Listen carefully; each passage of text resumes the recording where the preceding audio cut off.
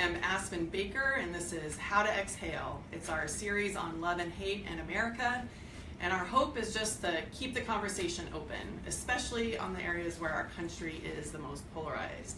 So you might notice we have a pretty cool new location with a view. We're filming at a cell space, which is the Civic Engagement Lab, and we're right in the heart of downtown Oakland.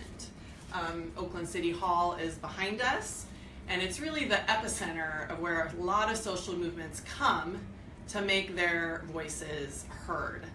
So what is officially called Frank Agawa Plaza is behind us, but it's been renamed and commonly referred to by activists as Oscar Grant Plaza. And Oscar Grant was a young black man that was killed on New Year's Day in 2009 by a police officer for BART, which is one of our transit agencies. And so that story you might have seen came alive in the movie Fruitvale Station. Occupy Oakland has been right down here, and basically if there's going to be a protest in Oakland, this is about where it's going to happen. So it's a perfect place for us to have our conversations. Our guest today is Amy Tobin, and she is the CEO of the Jewish Community Center of the East Bay.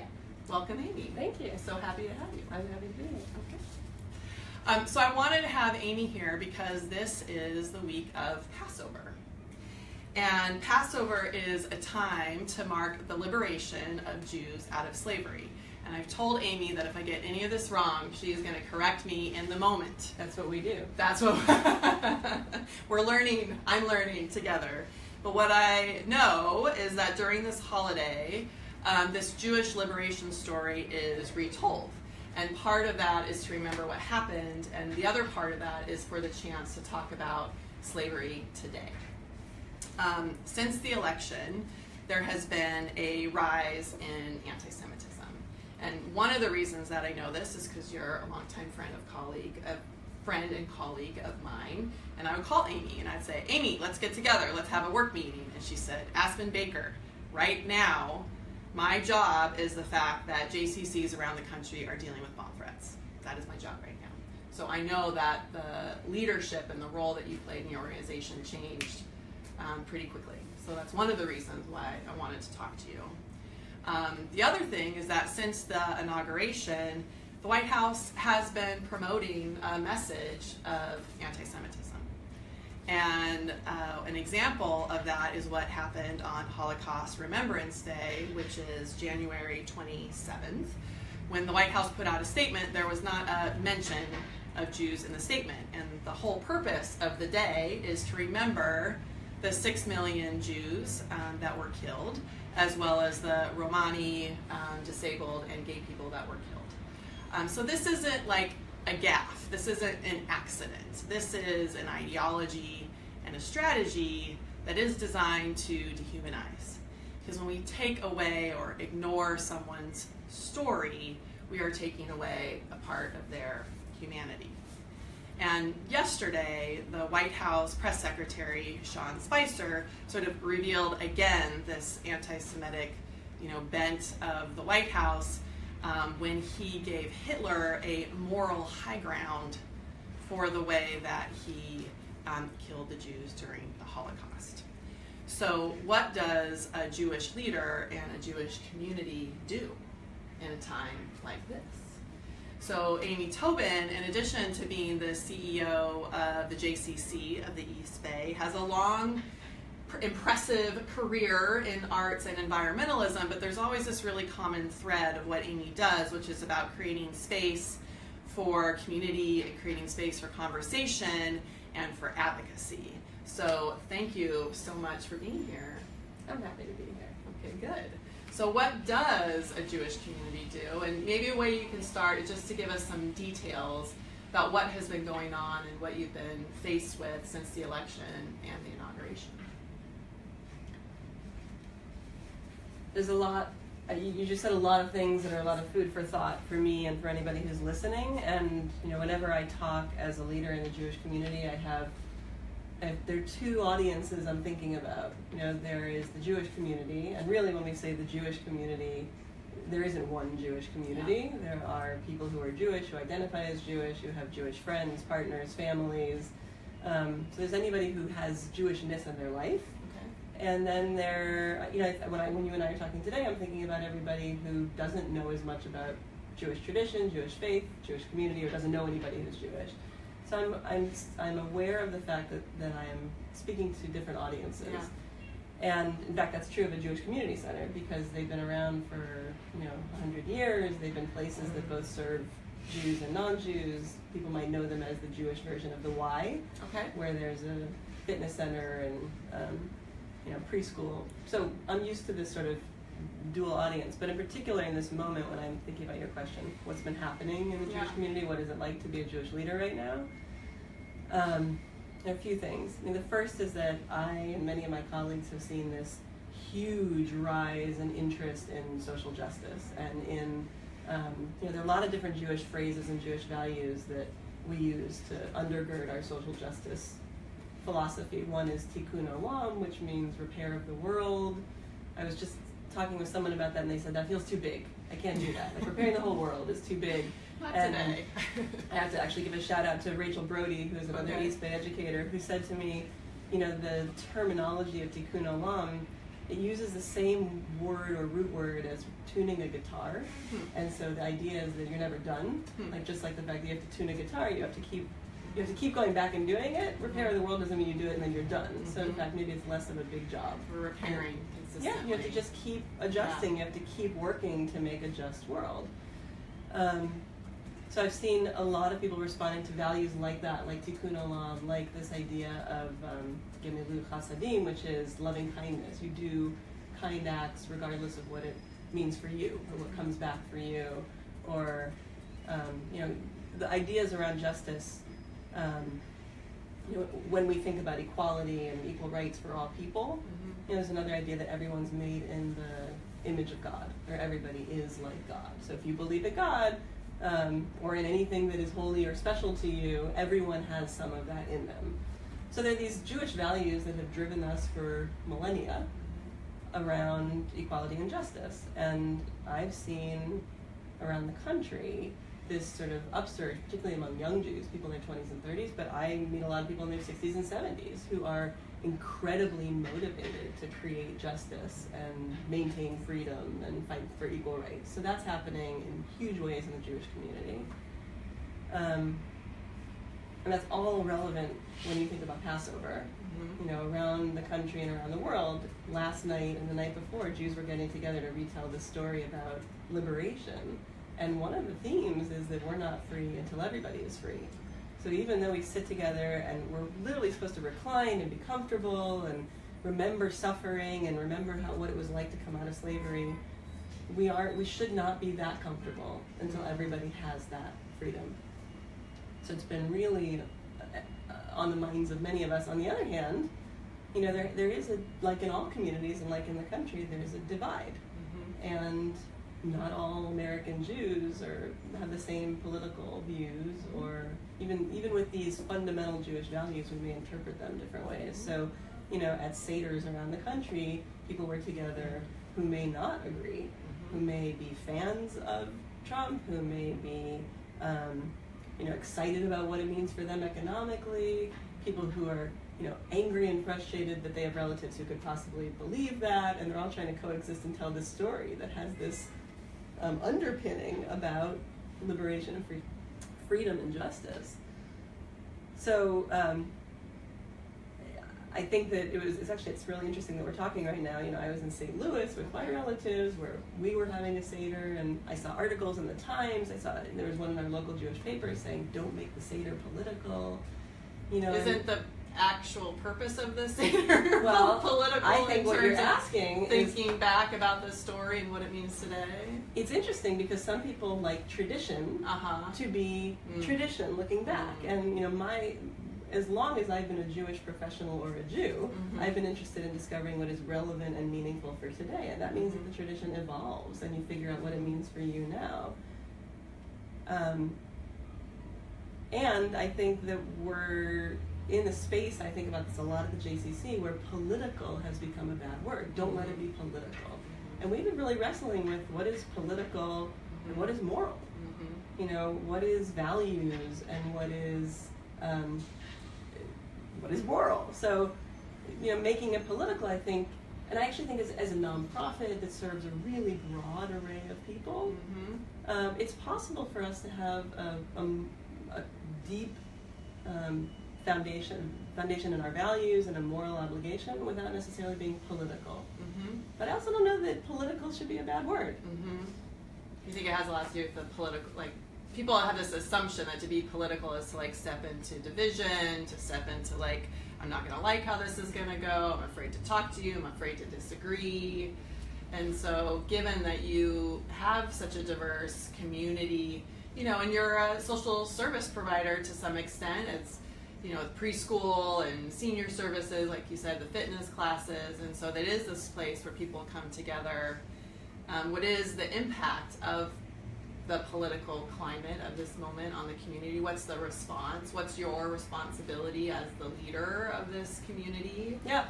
Yes, yeah. So that's great. I mean, I'm living it, right? Living it. I'd say that the first part is what I said is I've got this, you know, we're in Berkeley and Oakland. We're the JCC of the East Bay.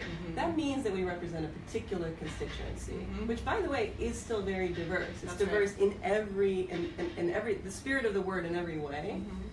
And, you know, 70% of Jews in this country voted for Clinton, 30% voted for Trump. The majority of Jews are Democratic. In Berkeley and Oakland, most of our constituents and families are people who are particularly concerned not so much about their own safety, but about their neighbors, their friends, their community members. They're concerned about discrimination. Some are concerned about their own well-being, if they're part of the gay community, if they're part of the interfaith community. We have a lot of communities of color at the JCC. So I guess what I want to say is when you ask what's happening in the Jewish community, the first thing is this kind of upsurge in interest in justice. Yeah. The second is navigating the divisions within the Jewish community, where some people think that everything is fine or good. And the third is that we are seeing a rise in a certain kind of anti-Semitic act. And as many people know, around the country for the first 2 months of this year, first 3 months of the year, there were bomb threats at over 100 JCCs around the country, at synagogues, at day schools, and it had all of us not only looking at our security measures, but thinking about how our community was feeling. You know, I have families, I have my own daughter in the preschool, I've got families in the preschool saying, are we safe?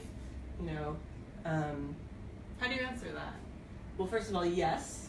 I mean, two things. One is the Jewish institutions or institutions that are perceived as targets happen to already have excellent security because it's built into operating a place like that. Because anti-Semitism is just a day-to-day, it has always been. It's been around as long as we've been around. So we're used to it. That is a part of how you always operate. Yeah. But for me, what happened was, it made me angry most of all because I lead a Jewish institution because I'm interested in demonstrating what's fun, interesting, exciting, and meaningful about Jewish life and Jewish community. And I do not subscribe to a Jewishness that's about fear or responding to hatred. My identity is not strengthened by people hating me. My identity is strengthened by what I get out of the tradition, whether it's community or ritual, or taking these stories that teach me something about how to live today. So I was angry that I now needed to have that we had to be in a defensive space. And that's because we have, as American Jews, as white American Jews, and not all American Jews are white, but for many white American Jews, we have achieved a certain kind of privilege and comfort in this country. And it's allowed us to not feel quite as endangered, or we don't experience as much overt anti-Semitism. Although, you know, my husband says growing up in LA, he had plenty. You know, he was the only Jewish kid, and he saw swastikas, and there were slurs. I just heard a story. I was visiting my family in St. Louis. You know, my grandfather was with my uncle, and he served in World War II, and you know, he was walking on the street, and somebody shouted an epithet at him, and he went over and beat him up. I mean, that was sort of... I shouldn't laugh. Right, they shouldn't leave that. Anyway, so it's there. Anti-Semitism is there, and yet I think condition of the white American Jew who's achieved a certain amount of comfort and privilege is this sort of cognitive dissonance where our tradition tells us, every holiday tells us, they came to try and kill us, and we survived. And it's built in, and especially for someone of my generation who learned about the Holocaust at far too young an age, you know, it's there. They're out to get you. But in my daily life, I feel generally safe. I gave my child a Hebrew name. I'm very proudly Jewish. I run a Jewish institution. So when these bomb threats started, I think it woke up something in many of us, or many people in our community, that was that latent fear, like, we're not actually safe, and we're not safe in this country. And so it had some of its desired effect. And then what was interesting was we were already talking a lot about how the JCC responds in terms of civic engagement in this moment in this country. How are we a place for empathy and dialogue and the diversity of our community that's genuinely welcoming? Because we're supposed to be the Big Tent place. Okay. And do we have a moral obligation to stand for equal rights and safety for all? And we said yes. And then we were starting to look at what kinds of gatherings or programs or events we did that responded to our community's interest in coming together to work for justice. And then we layered on this anti-Semitism. So then people started to actually feel viscerally like now they were potentially the targets. I think for some in our community, it actually was useful because sometimes you have to feel the threat or the danger or the discrimination in order to have the empathy for someone else who's already feeling it. It might make you more open to the idea of working with the Black Lives Matter movement, or to helping immigrant families who are being torn apart, or to standing with the LGBTQ community in ways that I think people might not have because they were strangers. So it might be that the silver lining of this, you know, this fear, this thing that interrupted Jewish communities, that had preschoolers evacuating in the middle of the winter on the East Coast, that made people worried if they should send their kids to a Jewish institution, also made them go, oh, we're all in this together. And a diverse country that celebrates religious tolerance and racial and ethnic diversity and allows people to be who they are is a place where I'm also safe. So that's sort of my hope. So that's kind of another question that I have for you, because our theme for this is welcoming the stranger, and you know, what you just talked about in terms of having empathy for people who aren't Jewish, in terms of the Black Lives Matter movement, in terms of immigrants, you know, sort of standing in solidarity at the same time. Your own community centers are under attack. Is there any tension with that around protecting yourself and your own community and standing up for others? How do you navigate that, or is that a simple solution? If only. If only. I think that's the American experiment. I mean, you know, how do you take care of yourself? Well, I think it's a human experiment, right? How do you take care of yourself, your family, your own, and how are you a citizen engaged in making the world a safe and equal place for everybody? I do think, I think any minority in this country has to navigate its own community and being part of the broader community. And I think, again, you know, American Jews and white American Jews we have successfully assimilated, like we have in many other civilizations, but we're still other. We pass, for the most part. Usually you can figure it out, not always. I haven't thought a lot about that question. I mean, there's a teaching, we had at a staff retreat actually, I think 2 years ago, we studied a teaching that was about where your obligations are. Is it first most important to take care of yourself and your family and then the world? Or do you take care of the world first and then, because the world is a safe place, your family? You're safe within that. I mean, look, Jews have been involved in civil rights and social action in this country for a long time. And I think there's an awakening, which is that's who we are and that's our obligation. And if we have achieved a certain amount of privilege, we better use it. So I think that's my best answer. Awesome. Yeah. We gotta wrap up. Can you believe it? No. We just got started. We just got started. You can come back. Okay. Any last words for our community during this time of Passover, for our Jews and non-Jews out there? Any wisdom for this moment? I would just invite us to, and I think for me, I constantly think about, I imagine that I'm talking to somebody who doesn't agree with me. You know, I imagine, regardless of my point of view, my values, my politics, you know, I'm a leader of an institution that is designed to be welcoming to everybody. So I invite us to think about our language, our actions, with the assumption that the person we're talking to does not agree with us. And then second, I think that we need a kind of kindness and respectful engagement now in ways that we haven't for a long time. So I think the quality of every interaction is what's most important. You know, whether it's someone you're passing on the street, somebody who needs help, you know, that there's a way that we need to compensate for the fact that our administration and the leadership in this country is not modeling kindness and respectful engagement by magnifying it and exponentially in ourselves. Well, thank you, Amy Tobin. It's been a pleasure. Thank you for joining us. Every interaction, thoughtfulness, kindness, and respectful engagement. So thanks for joining us. See you next time.